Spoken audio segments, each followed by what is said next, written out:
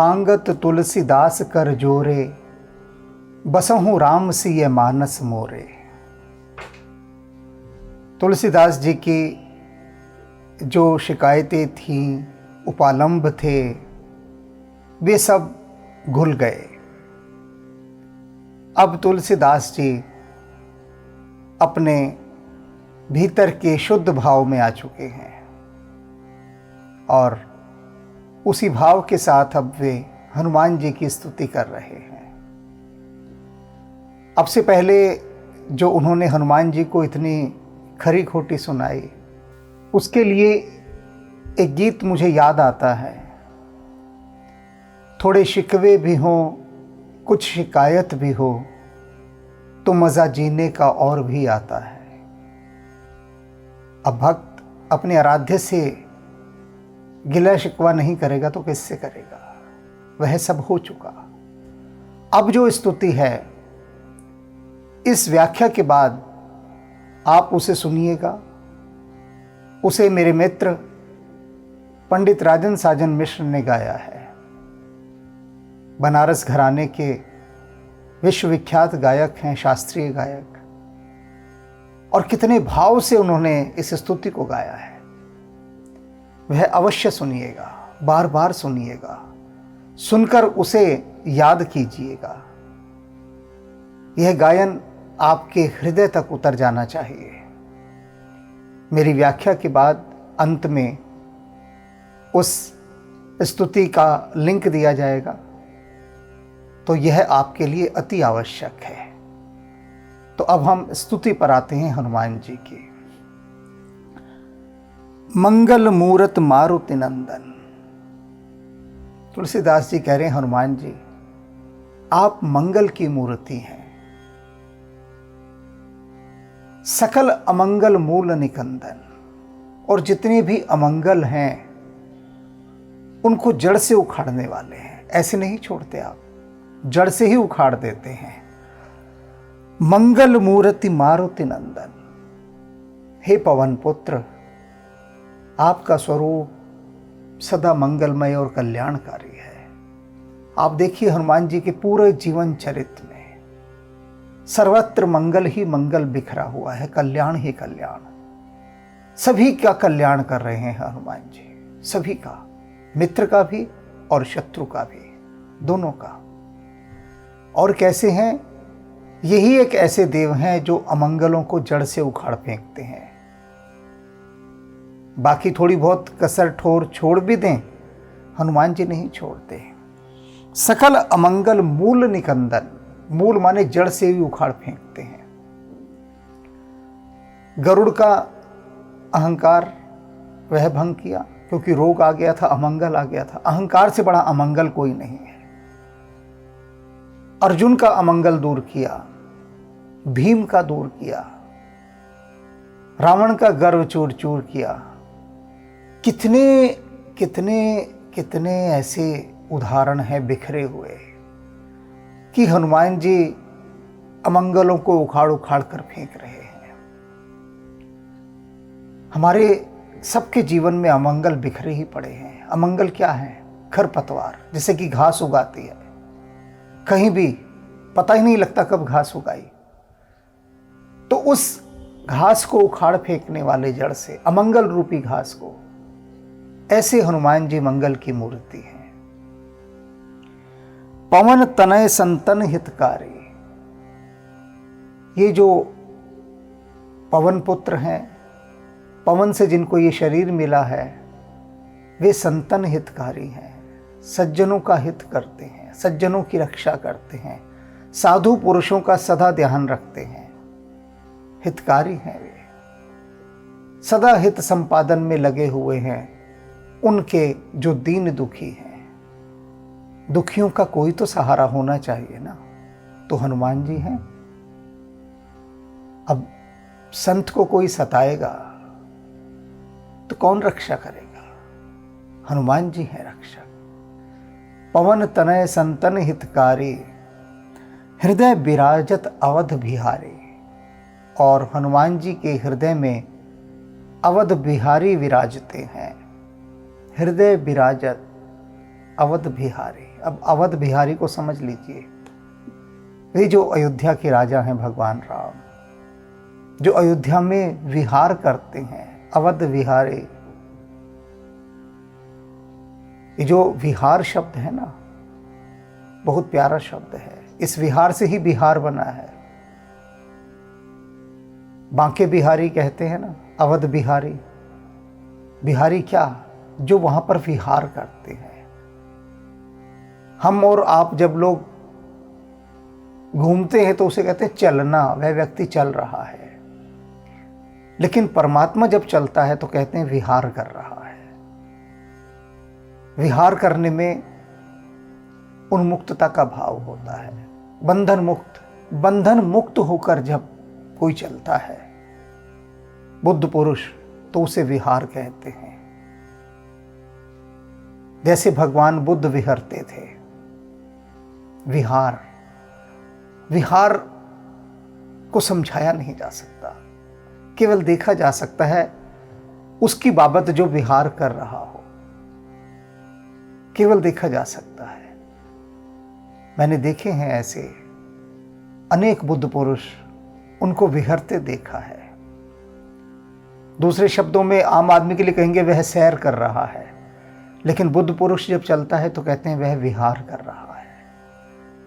तो ऐसे अवध विहारी भगवान श्री राम जिनके हृदय में विराजते हैं। बैठना नहीं है, देखो, विराजना। हम तुम के लिए बैठने शब्द का इस्तेमाल होता है, लेकिन जो परमात्मा है उसके लिए कहा जाता है विराजना, विराजिए। जो बहुत आदर का पात्र होता है, श्रद्धा का पात्र होता है, उसके बैठने को हम विराजना कहते हैं। तो हनुमान जी के हृदय में हृदय विराजत अवध बिहारी, ऐसे हनुमान जी जिनके हृदय में राम रहते हैं, वे मंगल की मूर्ति होंगे ही होंगे। स्वयं सोचिए कितनी गहरी बात तुलसीदास जी कह रहे हैं। संसार के लोगों के हृदय में कौन विराजता है? किसी को देखो तो किसी ने अपने हृदय में खिलाड़ी को विराजा रखा है, खिलाड़ी बैठा है। किसी के हृदय में अभिनेता बैठा है, और ज्यादातर के हृदय में तो नेता बैठे हैं। तो सबके हृदय में जो बैठे हैं वो छोटे छोटे से पदाधिकारी बैठे हैं, सेलिब्रिटीज बैठे हैं हृदय में। लेकिन जो सबसे बड़ा सेलिब्रिटी है उसे बाहर निकाल कर रखा हुआ है। तो संसार के लोग मंगल की मूर्ति कैसे होंगे? हो ही नहीं सकते, अमंगल की ही मूर्ति होते हैं। जरा जरा सी बात पर झगड़े करते हैं, अमंगल करते हैं। क्यों करते हैं? क्योंकि हृदय विराजत अवध बिहारी नहीं है। और हनुमान जी के हृदय में राम जी विराज रहे हैं, तो वे मंगल की मूर्ति बाई प्रोडक्ट होंगे ही होंगे। उन्हें कुछ करना नहीं है हनुमान जी को, स्वतः ही मंगल मूर्ति बन गए हुए। मात पिता गुरु गणपति सारद, शिवा समेत शंभु सुख नारद, चरण बंदी बिनबो सब काहू, तेहु राम पद नेह निबाहु। तुलसीदास जी अब क्या कर रहे हैं? सबसे पहले माता पिता को नमस्कार कर रहे हैं। कह रहे हैं माता पिता मैं आपको नमस्कार करता हूं। फिर गुरु को, गणपति गणेश जी को नमस्कार करते हैं। सारद माँ सरस्वती को नमस्कार करते हैं। शिवा समेत शंभु पार्वती और भगवान शिव को नमस्कार कर रहे हैं। सुख नारद, सुखदेव जी और नारद जी, इनको नमस्कार कर रहे हैं। अर्थात सुखदेव जी और नारद जी को नमस्कार करने में सारे संत महात्मा भक्त सब आ गए। गणपति को करते ही सारे जितने भी गण हैं संसार के वे सब आ गए। इन सबको तुलसीदास जी नमस्कार कर रहे हैं। और क्या कह रहे हैं नमस्कार करके? सबको चरण बंदो बिनबो सब काहू, उन सब के चरणों में वंदना करके कहते मैं एक विनय कर रहा हूँ, एक प्रार्थना कर रहा हूँ, एक विनती है मेरी विनय सुन लीजिए। सबके चरणों में नमस्कार किया,